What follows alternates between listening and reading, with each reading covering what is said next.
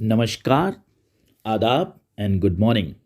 मैं Naresh Thakral, well known as Thakral sir, from Thakral Education, Dilshad Garden, teaching last 28 years mathematics and science for the 9th and 10th standard here in Delhi। देखिए बच्चों, जो भी बच्चे इस बार 10th class CBSE में board में अपीयर होने जा रहे हैं, आज मैं उनके साथ एक बहुत ही important topic of the bio of the science for 10th standard, that is life process chapter, उसमें एक बहुत ही इंपॉर्टेंट टॉपिक है double circulation of blood, that is heart. तो आज मैं बच्चों आपके साथ बहुत इंपॉर्टेंट टॉपिक है हार्ट, उसको डिस्कस करने जा रहा हूँ। देखिए CBSE में इसके ऊपर बहुत सारे क्वेश्चन इसी टॉपिक के ऊपर आते हैं, तो आपको ये टॉपिक बहुत अच्छे से आना चाहिए। Okay, so here we start. देखिए, when we talk about human heart, it is situated या you can say located in the left side of the chest cavity. आपके चेस्ट कैविटी में लेफ्ट साइड पे होता है। And the size of human heart is approximately equal to human fist. Fist का मतलब होता है बच्चों मुट्ठी। जब आप मुट्ठी बंद करते हैं, लगभग उतना बड़ा आपका हार्ट होता है आपके चेस्ट साइड में, चेस्ट में लेफ्ट साइड में। All right, now actually your heart is working as a pump in your body. तो we can say in general language हम कह सकते हैं कि ये एक पंप की तरह काम करता है आपकी बॉडी में। इसका काम होता है पूरी बॉडी में ब्लड को सर्कुलेट करना। अब आपके हार्ट की बात करते हैं। इतना जान लिया कि लेफ्ट साइड में होता है हमारे चेस्ट में। अब सुन लीजिए कि आपका जो हार्ट है, it is actually divided into 4 parts, और you can say 4 chambers, 2 upper chambers and 2 lower chambers. 2 upper chambers are called atrium and 2 lower chambers are called ventricle. Upper chambers are also known as atrium or auricle.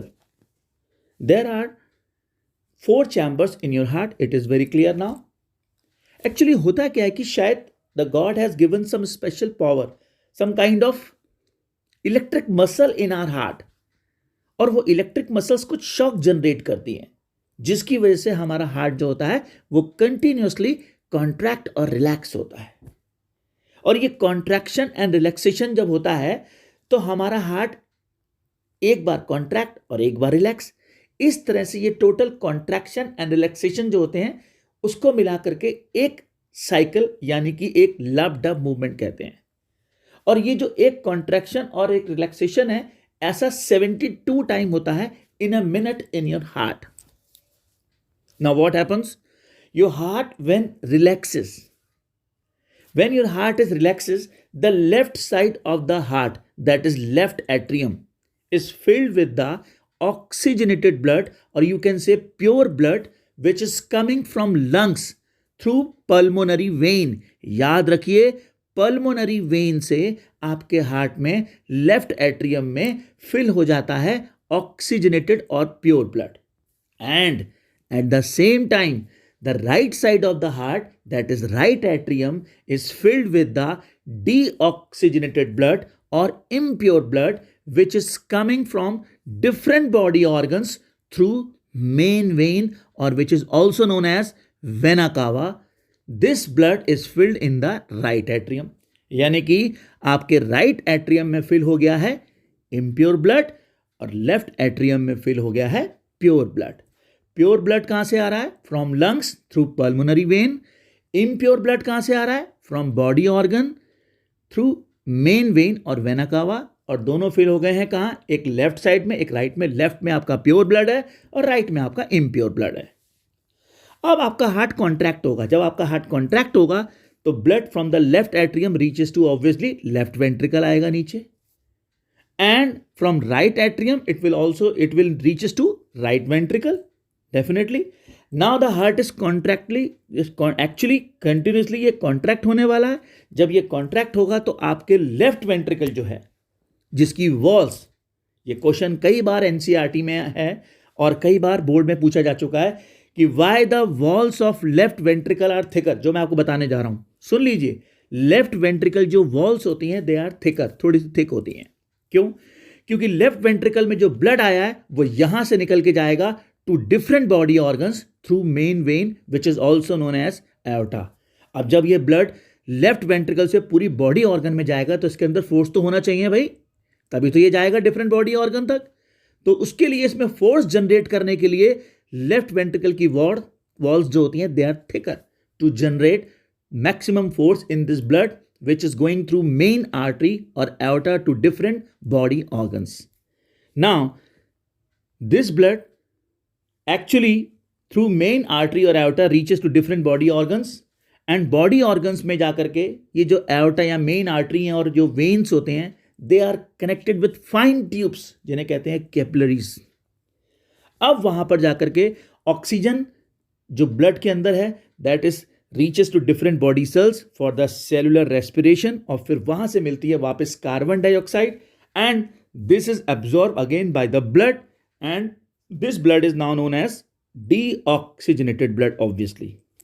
Now this blood, मैंने पहले ही बताया था आपको कि this blood is actually reaching to right atrium और right atrium भी साथ साथ जब कॉन्ट्रैक्ट होगा तो वो ब्लड जाएगा राइट वेंट्रिकल और राइट वेंट्रिकल से वो ब्लड जो कि डीऑक्सीजनेटेड ब्लड है it will reaches to lungs again through pulmonary artery. याद रखना यहां से जो pulmonary artery है which is actually carrying the impure blood from right ventricle to lungs.